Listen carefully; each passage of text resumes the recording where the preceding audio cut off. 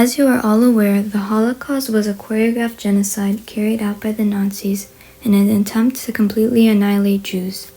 However, I'm quite certain none of you have heard of the concentration camp Sobibor and its escape. During the war, Germany began building death camps. Sobibor was one of the first.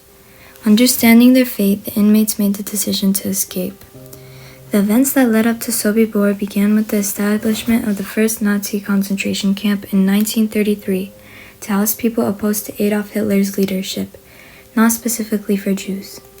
This drastically changed after World War II began in 1939. Adolf Hitler directed the head of the SS to find a way to get rid of the Jewish population. The Reinhardt operation was created as a result in 1942. It was the ideal system for exterminating and exploiting Jews. The Reinhardt operation consisted of 3 camps: Sobibor, Treblinka, and Belzec. Sobibor's sole objective was to abolish Poland's Jewish population. The Reinhardt operation was so effective that these camps only operated for a year before there was no Jews left to kill in Poland. When inmates of Sobibor realized that Nazis were planning to murder the remaining inmates in the camp, they took matters into their own hands by crossing a border and demonstrating resistance to the Nazis before leading a successful mass escape. This had a significant impact on the Holocaust, inspiring the idea of defiance against the Nazis. People came daily to Sobibor in trains.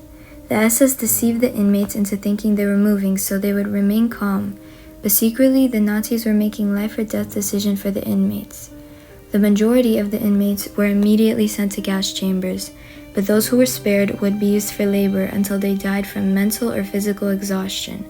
However, as long as the SS needed them for labor, they would live to see another day. The problem was Sobibor was in fact working so well they were running out of Jews to kill, so therefore no longer needed the labor. The inmates had no suspicion of this until a train from Belzec filled with inmates came, and they were immediately shot instead of the normal procedure the Nazis followed. The prisoners at Sobibor were later instructed to search the victims' clothes for anything valuable, but what they found instead was a note suggesting they were next. A Ukrainian guard also revealed that the date the Nazis planned on killing the inmates might be October 15, 1943. Feldhendler, the leader of the prisoners at Sobibor, decided that they needed to escape, but with their lack of knowledge of war tactics, they didn't have the slightest clue of how to plan an escape. This all changed September 23, 1943, when a group of captured Russian soldiers arrived from the war. Lieutenant Alexander Perchesky was the leader of this Russian group and played an important role in planning this escape. Feldhendler immediately arranges a meeting with Perchesky and his group. Feldhendler tells him about the note and asks if he is willing to help the inmates escape.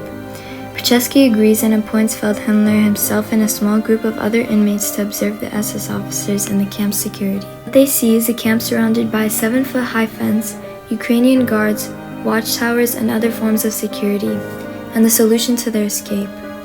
They notice the SS officers visit specific sections of the camp every day at the same time, and that they always come when a fitting for boots or a coat is offered, or when an inmate discovers something of value. Perchesky intends on using the SS officers' promptness and greediness against them. He suggests that they should lure the SS officers into a death trap by claiming they have found something worthwhile and then murdering them one by one, leaving the Germans leaderless. He says they would also need someone to turn off all the power so the SS officers couldn't call for help after they have escaped. Then they would meet up at Lager 1 and climb over the fence. However, before they plan their escape any further, Feldhendler decides they must assassinate a Jew notorious for betrayal and considered to be a Nazi, Linner, who they are certain will reveal their plan to the Nazis and have them killed. Linner's murder was a success. There was no turning back now. They planned to escape on October 13, 1943. However, they encountered a problem. A cohort of Nazis arrived at Sobibor that day, and Feldhendler thought they had got the extermination wrong. They sat the whole day, anxiously awaiting their death. However, it turns out it was a false alarm. The Germans were simply celebrating. To the next day, October 14, 1943. Some Russian inmates, Perchesky, Feldhendler, and others were assigned to kill as many SS guards as possible from 3:30 to 5 p.m. The first SS officer, Wolf, was invited to try on a coat. and to nobody's surprise, he came, and was murdered by 2 of the Russian soldiers with an axe some prisoners had made for the escape. Then another SS officer, Lehman, is tempted with the same tactic and is also murdered. This process is continued. However, one SS officer, Frenzel, doesn't show up on time, and then they run into another issue when an inmate who was supposed to kill 2 of the SS officers chickens out. However, this problem is resolved when another inmate volunteers to take his place. During the killings, one inmate cuts the telephone line and the power supply to the camp, preventing the Germans from calling reinforcements after the escape. The killings continue, but Frenzel, the leader of the SS officer, is still nowhere to be seen by 5 p.m. The inmates ended up killing 11 SS officers before they went to Lager 1. However, before they could escape, an SS officer discovers one of the bodies and alerts Frenzel and the rest of the Germans. Frenzel demands the extermination must begin, and not long after, the prisoners start to hear gunshots. Before they could escape, an SS officer discovers one of the bodies and alerts Frenzel and the rest of the Germans. Frenzel demands that the extermination must begin, and not long after, the prisoners start to hear gunshots.